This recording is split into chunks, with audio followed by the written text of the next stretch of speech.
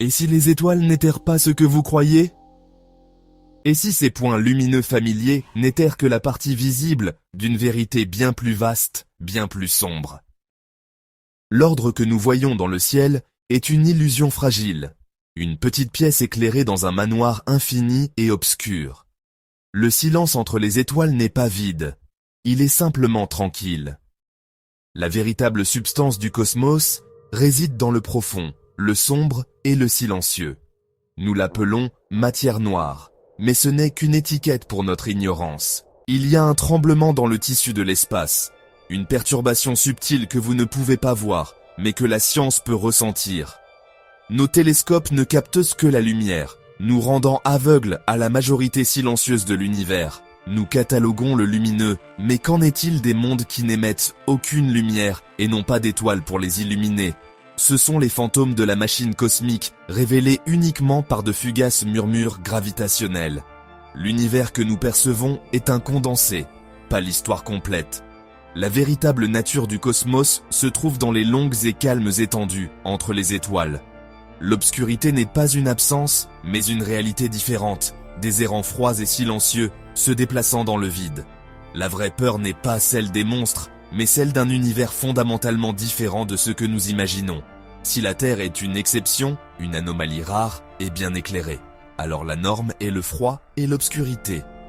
Nous sommes les marginaux dans un cosmos dominé par le silence.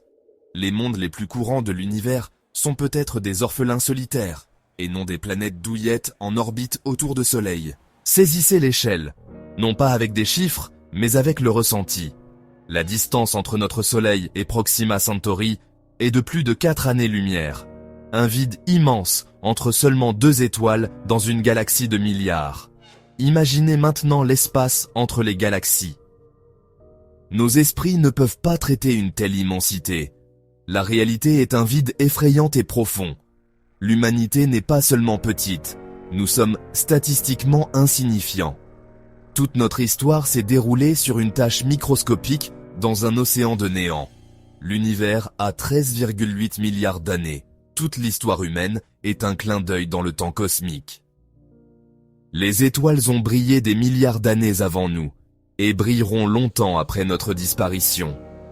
Là-bas, dans le vide intergalactique, il n'y a qu'un silence infini et patient. C'est la scène du drame cosmique.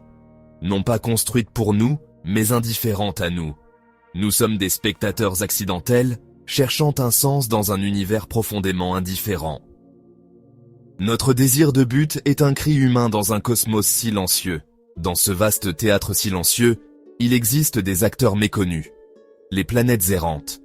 Ce sont des mondes sans étoiles, rejetés ou formés seuls, dérivant à travers l'obscurité interstellaire.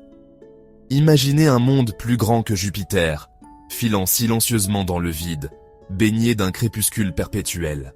La Voie lactée pourrait en être remplie, des milliards, peut-être des trillions. Ces mondes errants sont la véritable majorité silencieuse du cosmos. Nous avons manqué l'obscurité parce que nous ne cherchions que la lumière. Appelons-les les mondes noirs, des planètes enveloppées d'une obscurité quasi absolue. Une planète errante de type terrestre serait l'un des endroits les plus sombres de l'univers, sa surface gelée proche du zéro absolu. Mais sous la croûte de glace de plusieurs kilomètres d'épaisseur, la chaleur interne due à la désintégration radioactive pourrait créer quelque chose de remarquable. Imaginez un océan global, plus grand et plus profond que tous ceux de la Terre, caché sous la surface gelée. Dans cette nuit éternelle, la source d'énergie n'est pas un soleil, mais la planète elle-même. Des cheminées hydrothermales pourraient nous créer des oasis d'énergie chimique, comme sur les fonds océaniques de la Terre. Ce n'est pas de la fantaisie. Des lunes comme Europe et Encelade pourraient déjà abriter de tels océans. Une planète errante, suffisamment grande, pourrait avoir son propre four interne.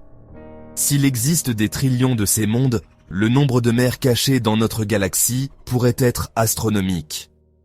La galaxie pourrait être remplie d'océans cachés, chacun étant un berceau potentiel pour la vie. La surface est désolée, mais les profondeurs pourraient être vivantes. Qu'en est-il de la vie dans un tel endroit? Elle n'aurait jamais connu de soleil, ni même le concept de jour ou de nuit. Sa réalité serait une pression écrasante, une obscurité absolue et une énergie chimique provenant du cœur de la planète. Sur Terre, nous trouvons de la vie prospérant dans l'obscurité totale autour des cheminées hydrothermales, des écosystèmes basés sur la chimiosynthèse et non la lumière du soleil. Imaginez maintenant un océan global sur une planète errante, évoluant pendant des milliards d'années dans des conditions stables et sans soleil. La vie ici n'aurait peut-être pas besoin d'yeux. L'essence serait basée sur la pression, la température et les gradients chimiques. La communication pourrait se faire par bioluminescence ou par le toucher, et non par la vue.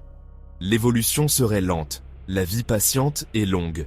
La conscience, si elle apparaissait, serait totalement étrangère, sa réalité contenue dans une sphère sombre et chaude.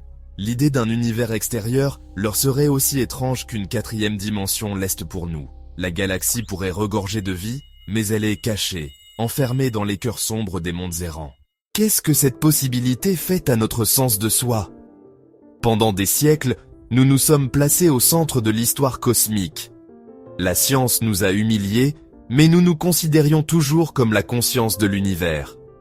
L'existence de trillions d'océans cachés, abritant peut-être de la vie et même de la conscience, brise notre dernier vestige d'importance. La conscience n'est peut-être pas rare, mais une conséquence courante de la chimie dans des environnements stables. Notre forme de conscience, dépendante de la lumière et obsédée par le ciel, n'est qu'une parmi tant d'autres. Il pourrait y avoir des civilisations qui ont vécu et sont mortes dans des mers souterraines, sans jamais connaître l'univers plus vaste. C'est une vérité que nos esprits ne sont peut-être pas équipés pour gérer. Le fardeau est de réaliser notre propre insignifiance cosmique, non seulement notre petitesse, mais la petitesse de notre conscience. L'univers est peut-être rempli d'esprits, mais ils sont destinés à être seuls, ensemble. J'ai passé d'innombrables nuits à contempler le ciel, ressentant une parenté avec ces vagabonds. Nous les appelons des orphelins, des bannis, mais peut-être projetons-nous nos propres peurs. Et si, pour une planète, dériver seule n'était pas une punition, mais une liberté? Une planète en orbite est liée, une planète errante et libre, une exploratrice sans fin.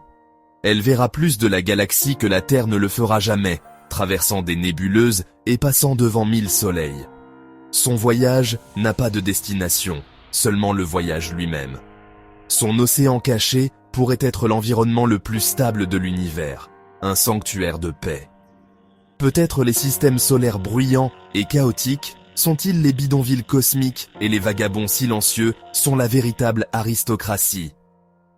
Nous voyons leur obscurité comme une absence, mais peut-être est-ce une présence, de paix, de stabilité et d'introspection. Nous cherchons la validation de l'univers, mais peut-être que l'état le plus élevé n'est pas la réflexion, mais la contemplation tranquille. Nous sommes les bruyants, confondant le silence avec le vide. Nous restons donc sur notre petit monde lumineux, regardant la grande obscurité. Le silence n'est pas vide, il est rempli de monde, de possibilités et de vies cachées. Notre réalité n'est qu'une parmi tant d'autres. Notre conscience, une saveur parmi d'innombrables autres. Cette connaissance approfondit les questions, ne révélant que l'étendue du mystère. L'univers reste indifférent. Nos découvertes ne changent rien pour les planètes errantes. Leur voyage et leur vie cachée continuent, inconscients de notre curiosité. Notre quête de sens devient une quête interne. Nous devons trouver de la valeur non pas dans l'importance cosmique, mais malgré notre insignifiance. Chérissez notre petit moment ensoleillé. Il est rare et fragile. L'univers n'offre aucune conclusion, seulement des horizons de recherche en constante expansion. En levant les yeux vers le ciel nocturne, demandez-vous, si l'univers est rempli d'âmes silencieuses, à jamais seules, quelle est la différence entre cela et un univers véritablement vide ?